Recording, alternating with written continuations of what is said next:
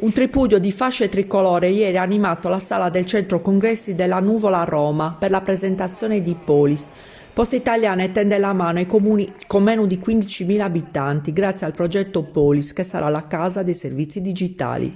In sostanza ci sarà l'abbattimento della burocrazia attraverso una vera e propria rivoluzione digitale che permetterà ai cittadini di o richiedere i certificati allo sportello, utilizzare i totem e gli ATM operativi 7 giorni su 7, 24 ore su 24. Poi contribuirà anche ad una maggiore efficienza energetica e darà slancio alla mobilità verde attraverso l'installazione di 5.000 colonnine di ricarica per i mezzi elettrici e di 1.000 impianti fotovoltaici. In tempi di Internet 5.0 questa si presenta come una vera e propria sfida copernicana, alla quale ieri oltre i 7.000 primi cittadini, di cui 220 provenienti dalla Sardegna, erano presenti i principali big della politica italiana, tra questi il capo del governo Giorgia Meloni e il presidente della Repubblica Sergio Mattarella. Nel vortice del clima festivo per il grande evento che dovrebbe aiutare i piccoli centri italiani a stare al passo con i tempi, agevolando i cittadini nel disbrigo di pratiche la cui competenza altrimenti